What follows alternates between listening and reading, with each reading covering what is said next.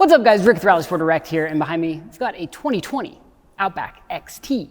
Not just any XT, this is what they call their Onyx.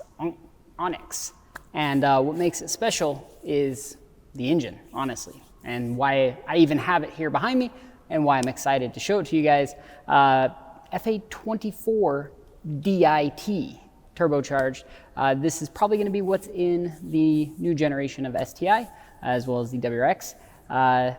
This little one is not slow, and so I wanted to show you guys under the hood.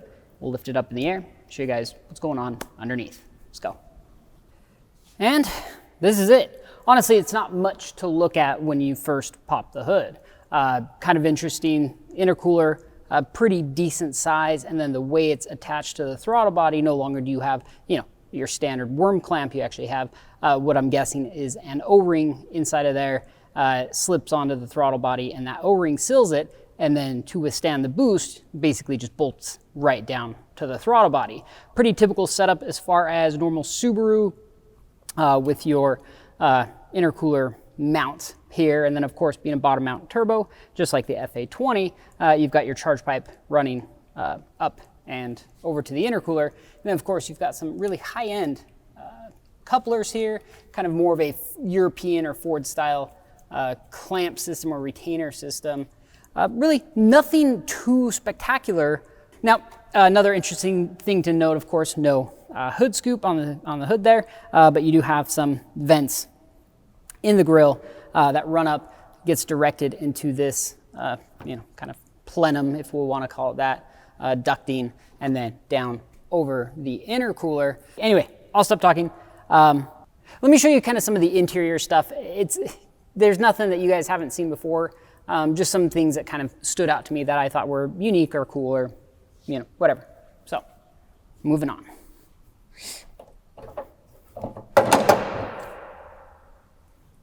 Don't do that. All right, interior on these guys, it's actually not too bad. I was, I don't know. Part of me was disappointed and part of me was impressed. For example, the seats, now I don't know if this is just the Onyx edition, but the seats feel like they would fall apart very quickly. However, the steering wheel feels like the leather is very high quality, armrests, a lot of the things you would touch on a day-to-day basis feel like it's decent quality. Of course, you've kind of got the soft molded dash here, big giant touchscreen in the center. But my favorite thing about this car, the only thing in my opinion worth mentioning, and it's because you guys like to make fun of me for my height. Give it a minute.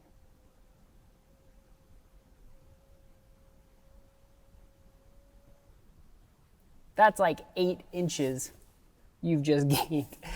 So no longer can you guys make fun of me for not being able to see over the steering wheel, because I've just grown 8 inches. Yeah, lots of buttons. I mean, everything's kind of where you would expect it to be. The electronic parking brake, not a big fan. I haven't really messed around with like the X mode and all that kind of stuff, and honestly, I just don't really care. It's a cool feature. In my opinion, it seems a little bit gimmicky, but I guess, if we actually do end up taking this off-road, we'll be able to test that out and actually test it out. I do like, the hand controls and stuff like that. It's just nice compared to older vehicles. Certain things I really like about new cars, I mean, even down to, on the rear windows, they're automatic up and down, rear heated seats. There's a few more features in the rear. And then the fact that the rear seats recline. I mean, it's the little things. The fact that they put flappy paddles on a CVT is kind of an insult. However, I do know people like that. The green kind of accents in here are a little bit funky. The floor mats look like grandma's carpet with green stitching around the side. I can sit here and nitpick at this car, but overall, the piano black interior, the soft pliable materials that they use.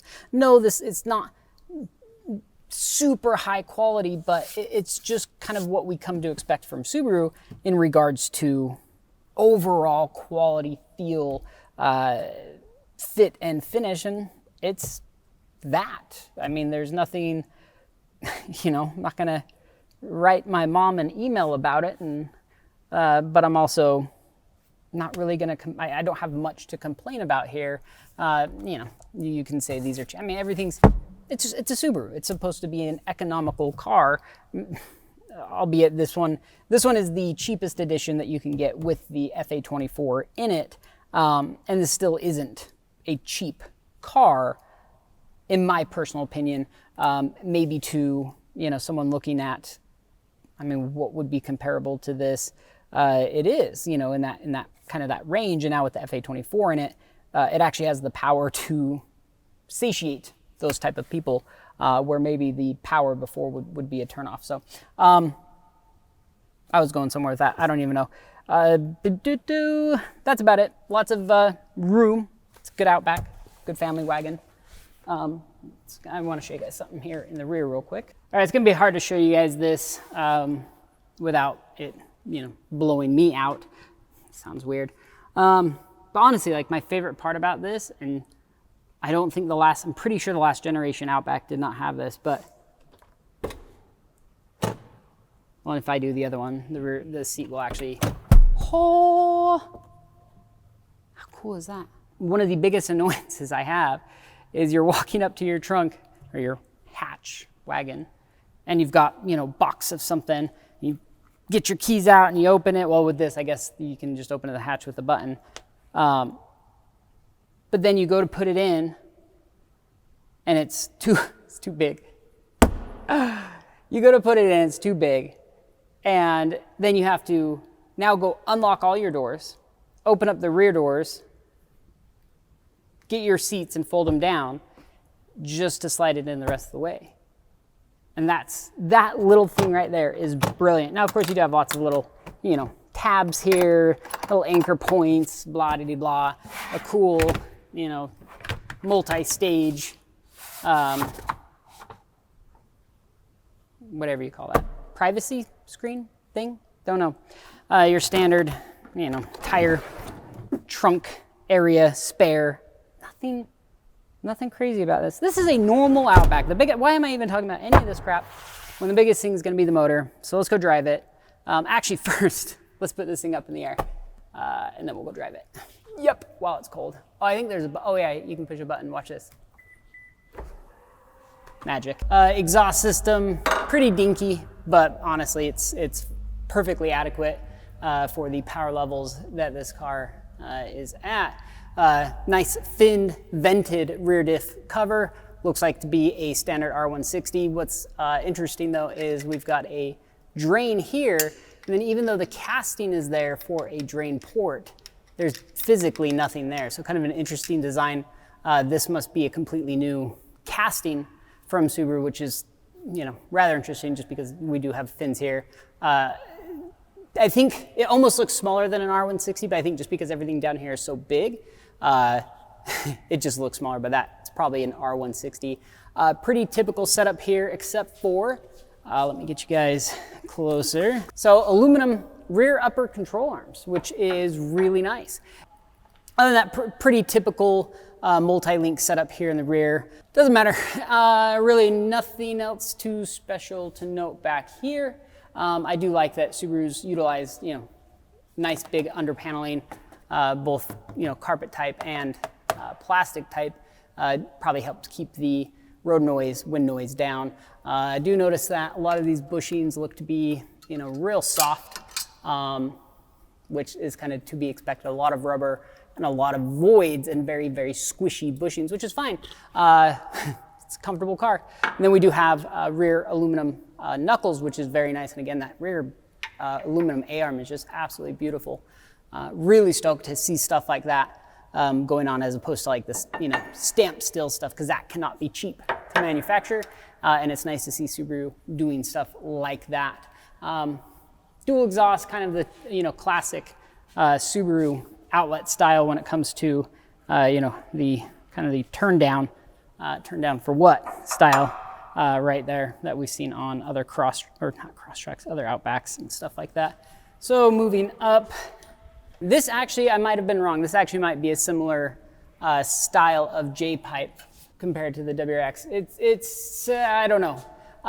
What's interesting though is all of the kind of reinforcements down here, more so than your typical WRX. And it might be, one thing I did notice, it's gonna be hard to show you guys, at least right here, is, a lot of spacers. Both on, the subframes, obviously the control arms, because this is gonna sit physically higher than that of like a Legacy, for example, which I believe these are probably the exact same chassis, but this is going to have like a suspension lift. And so bringing those control arms back down will, essentially help correct the geometry. It's like when you're lowering a car, you want to do the opposite. Ideally, you'd want to bring this control arms up into the chassis. That's a nice touch that they've actually thought of that. And then you can see them, everywhere throughout the car, both on the, front cross members there, and then on the rear cross members, these big pucks, essentially like what we would do in the aftermarket, but it's just OEM from Subaru, which is nice. Obvious, hard to miss the, again, beautiful front aluminum control arms. Thank you, Subaru. Big boy CVT transmission. Just gigantic. I don't have a lot of experience with CVTs, so I don't know if this is a normal size. It just looks absolutely enormous to me. Absolutely enormous. Interesting that, I'll have to show you guys some B-roll of this if I remember. This little, shift select lever here almost looks like it was an afterthought. You can see like they had, pilot drilled, chamfered, and then they just lopped that off and like, nope, we're going here. And they moved it further up. Maybe it was too stiff to select, and that was kind of a last minute decision on their part. Just the added leverage there. I don't really want, that feels kind of stiff. I don't really want to, I'm sure it'd be fine. I'm not gonna mess with this car like that. The transmission has a nice blanket around it, again, probably for both heat, and it's a multi-layer, probably for the heat insulation, and then also for sound transferring up into the chassis. Pretty typical, kind of the transmission mounts we're used to seeing there. And then a lot of cooling going on further up, and even the center or the front diff housing is just gigantic. Now, I don't know, I would hope that this is, I'm hoping that this is an upgraded transmission compared to the CVT and the WRX, because that's obviously been known to fail at higher horsepower levels, basically anything over like stage 1. Stage 2 if you're lucky, being that this is already at 260, 270 pound-feet of torque. I would imagine it's an upgrade, but I don't know enough about the CVTs to even venture a guess here. A lot of like, I don't want to call it external valving, but at least external casting for what I assume are oil ports and whatever wizardry goes on inside a CVT. That's there, your classic T70 torques for the front diff. Looks like, 14 millimeter for the oil sump drain here. And then moving up, of course, it's not warm anymore. That's interesting that transmission's still super warm, but that's not. One thing I did notice is on the front of the, like where all the heat exchangers are, there's a oil cooler specifically for the transmission. But then if you look up on this side of the engine transmission, like right at the bell housing there, you also have another heat exchanger, which is a water to oil.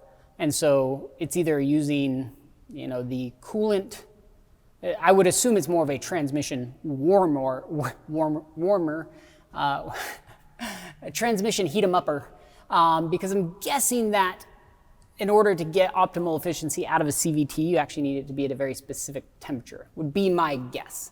If anybody knows more about CVTs, please correct me.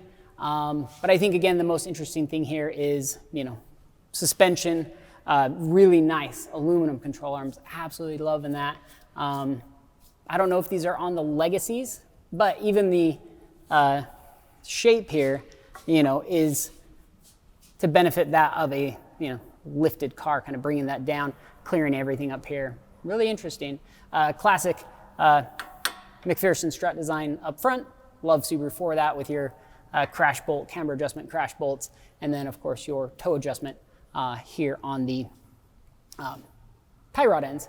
And then caster, I don't know. It feels like it has a decent amount of caster from the factory, which is nice. Seems like Subaru 2015 Plus has improved caster on the vehicle, which makes it drive more straight and true, makes the steering wheel feel a little bit more heavy, but it always wants to return back to center, and just makes it feel a lot better, makes you feel a lot more connected to the car.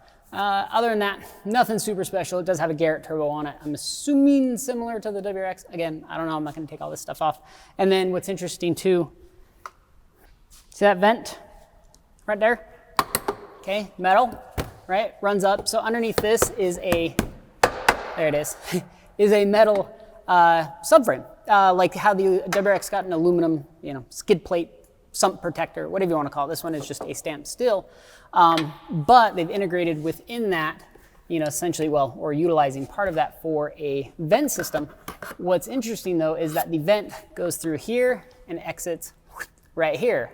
The only thing I can see that's here that would be anything significant is the electronic power steering. So maybe Subaru had an issue with those getting too warm, particularly on this model or on this chassis. Maybe you're doing a lot of like parking lot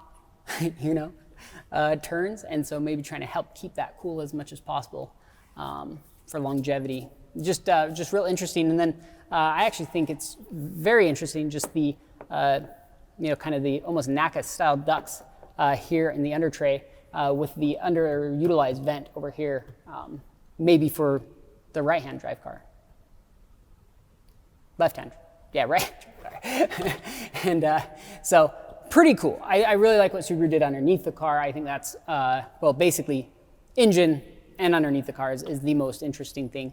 And then of course the classic studs that will snap on you and strip for the turbo and the J-pipe. Are we still calling it J-pipes? Is that what we're calling it? Or did we go back to downpipe? I need to know. Other than that, Subaru. These tires are big and soft and squishy, which is fine. It probably helps contribute to the comfort and low noise level. And I believe they might even be a low rolling resistant tire. Look at this guy. Look at this guy. Haven't seen you in a while. We're back. So last thing I wanted to say was, just your standard cast knuckle there. Really nice long sway bar end links. Probably compensating for the factory lift. Really, very well done underneath. I will say that. So that's all there is to underneath this car. Obviously, I'm dying to know if, I would assume the FA20 manifold will fit on there. A lot of things will probably cross over. We're not going to be doing that yet. We're going to be doing some pretty basic mods here, at least initially. But let's go drive it, and I want to kind of show you guys what makes the FA24 magic and why I'm stoked for it to be in the STI. Let's go. All right, let me preface this, quick, probably not so quick review. First, the more I drive this car, the more I like it. It really is a very pleasant car to drive. Next, I don't know anything about this car. I don't know how it compares to the naturally aspirated version. This is the first time essentially I've driven a newer-ish Outback in a long time. So take everything I'm about to say with a grain of salt, but totally see why people just love these cars. It's a very underestimated car and very subtle car that's full of utility, but it's not utilitarian. There's a ton of creature comforts in here, which makes this car very pleasant to drive. It's just a nice car. Okay. Bumps, road handling characteristics. This is where kind of my complaints come in. And I don't know if some of my, more performance minded is swaying my results on this, but the car is very I'm not gonna call it wallowy or like, squishy. It's soft, but it's still firm enough. But the way it tracks, and I don't know if it's like a caster issue or a camber issue, but I know this thing has like lane depart assisting. You need it, because this car, when you're going perfectly straight, if there's any sort of cut, groove, whatever into the road, it will just follow it and basically wants to take the car off the road. Not really a problem if you're paying attention. The steering wheel at times seems like it's really sensitive, and at times seems like it's a little soft. Not the end of the world, but that kind of that dartiness of it, and then if you go to correct, it almost seems like maybe you'd overcorrect. I don't know if it's a electronic steering issue. Kind of going into the electronics of things, the throttle response or lack thereof, at times it feels like there's almost, you have like it's not really a stepper motor. You have like, 0, 33, 66, 99% essentially. Like there's these dead zones in between these different spots, which might work for most people, but for me, as I'm feathering into the throttle, you're like, oh, I'm not quite giving it enough, and you give it just that little bit more, and then it's like, oh, here we go. You kind of hit that next zone, like the medium go fast zone, but up until that point, it was I'm just kind of cruising around, maybe lightly accelerating. So then let's talk about just acceleration. Watch this. Slow to respond. 40, 50, 60, 70. I mean, it just moves. This car like it's like a cow, right? It's like a rocket cow. It certainly can get out of its own way. I mean, certainly can get out of its own way. It is impressively, I'm not gonna call it quick.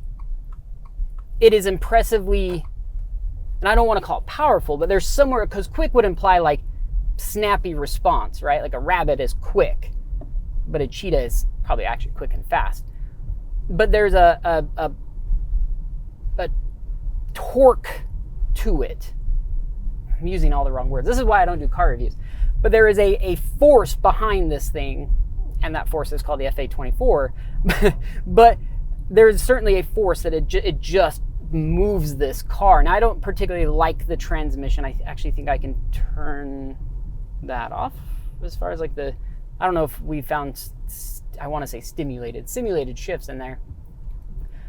But a CVT should basically take this motor and hold it at maximum torque and horsepower and keep it there while your foot's buried. And it seems to do a pretty good job of that. Now the problem is, and I'll repeat this for you guys, and it's both a problem and not a problem. When you're going for it, like if you're to be at a drag race, this is a problem, right? Well, not a drag race, because you'd probably brake stall it. But if I'm at a stoplight, okay, we're gonna pretend I'm drag racing Billy Joe Honda. Okay, so if I'm at a stoplight and all of a sudden I'm like 100% throttle, there it is. That's a long amount of time to get to what I consider to be a reasonable amount of acceleration. I don't even particularly think it's the engine as far as like, lag. I mean, there is obviously a certain aspect of that that has to be taken into account with any turbocharged motor. But to me, it feels more like a transmission drivetrain issue where, and I know CVTs are finicky, and there's really no perfect transmission, because a dual clutch is basically too grabby and tick, almost too much to be comfortable for a car like this. And then a CVT is too, but for a CVT, this does respond very well. What I am impressed with though, is if you're already cruising and you put your foot into it, and then it's just, takes a split second, and then it's just up and goes. The other thing I like and I don't like about this car is RPM hang. Now, RPM hang has always been an issue on any electronic drive-by-wire, essentially. I still don't get what those beeping lights mean. It's like, oh, you're gonna die. I mean, I'm sure if you figured it out, it'd be super convenient. I don't like things beeping at me when I'm driving. But, so when you're fully in this thing, okay, we're gonna do this again. You're fully in it, and you're giving her all she's got.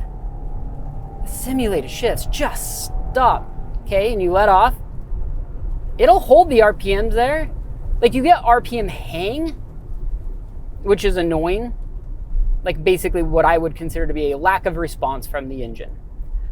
But what's smart about it, and what I really like about this, is when you let off the throttle, and you're doing like 60, and you're wide open throttle, you let off the throttle, it'll hold the RPMs up for you, I think, assuming that you're gonna get back into it.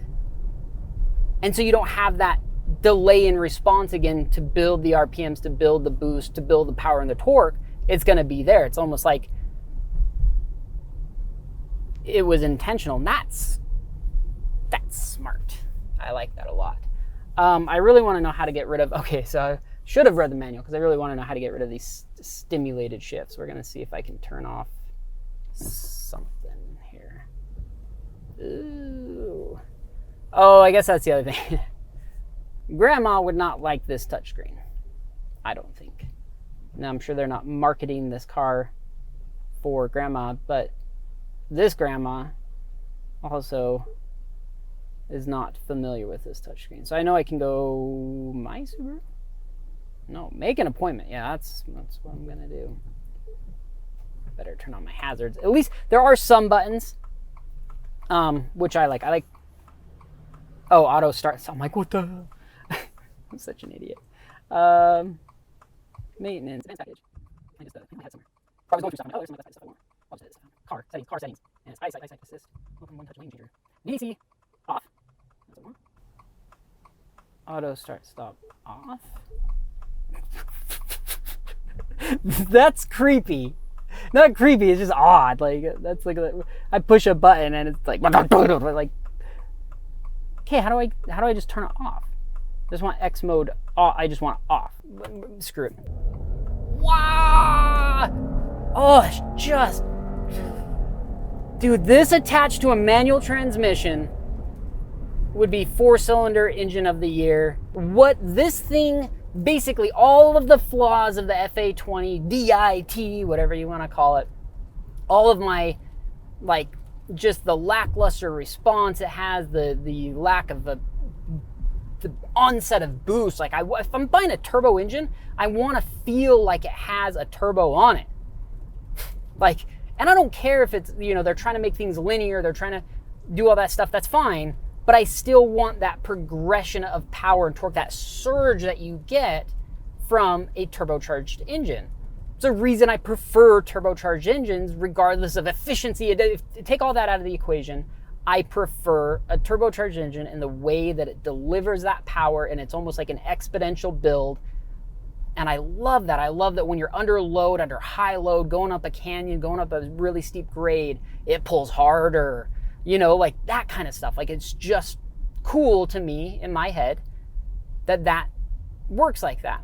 This engine has all of that, yet you still get all the benefits of an FA engine, the direct injection, the turbo sitting right off the heads, the twin scroll, the equal length headers, like all of that stuff this has, and then has that torque to back it up, and that fun factor of that rise, that surge in power and that surge in torque that I feel like is critical if you're buying a turbocharged car. Like, that's what you want. Now chances are grandma wouldn't care about that, but my wife would. And she's not a car person, and she likes her WRX because of the way it delivers that power. You don't have to be a car person to appreciate a turbo. Okay, handling. It does turn. I mean, the tires are like balloons, but they're good tires. They're Yokohama Advid, whatever, 240, 235, 200, 18s. A lot of rubber on there, which is probably why this car rides so well, is you do have a lot of that rubber basically acting as a secondary suspension. Because you can feel the harshness of the dampers. The dampers are actually relatively stiff, if that's the right word. But I think these tires help a lot. So I have a feeling if you were to put on like off-road tires or something like that, you would basically double up the stiffness of the ride, which may not even be a problem. You might actually prefer it because it's pretty soft. And I think that initial of the tires, yes, that's the technical term, is basically what leads to the slightly vague feeling. But the body roll is in control. I really want to just wail on the steering wheel, but there's cars coming, so we're gonna have to wait just a second. I'm just gonna kind of give her the old shake and bake. Whoa. I mean, something's going on. I hear something being like, I don't know if you guys, if that picked up in my impressions of what sounds car vehicle makes is perfect. Yes, I know. You guys don't even remind me. It's good. It's good enough, right? I mean, for an Outback station wagon, this thing must weigh 4,800 tons. It's heavy. You can feel the weight, but it also feels substantial. The car, I don't like. There's not even a lane here. This is just a crappy old road. There's 0 lanes, so it doesn't know quite what to detect. I mean, you're trying. It's okay.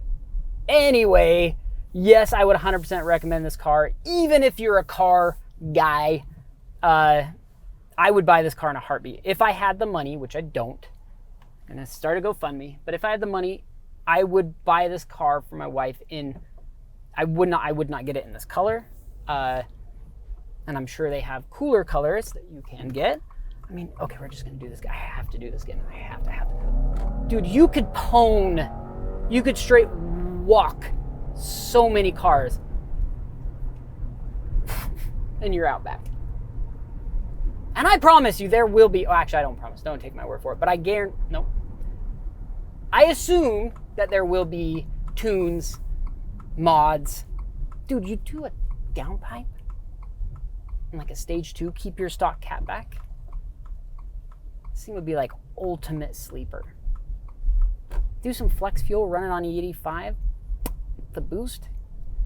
I don't know about the high pressure fuel pump in these. I assume would be okay for E85. Either way, I'm not gonna get into it. It's a great car, highly recommend it. Thank you guys for watching. If I got anything wrong, if you guys do know a lot about these cars and like this versus the Forester versus the Legacy versus the different model trims, because I know there are people out there like that literally know like all of these specs, I could give a crap. But let us know in the comments if I completely butchered something or I was wrong, or you just have something cool to add. Maybe you know something about the FA24 that I don't. So I'm going to end it there. Thank you guys so much for watching. If you like the video, give me a thumbs up. Comment. Let me know if you guys like my dumb car reviews. That's literally what I should name the title. And we'll do some mods to it here soon, and we'll release those videos. I'm temporarily back in the shop, very temporarily, or very limited capacity because of the earthquakes and the COVIDs and all of that. Anyway, thanks for watching. Have a good rest of your afternoon. Goodbye. Yeah. There it is.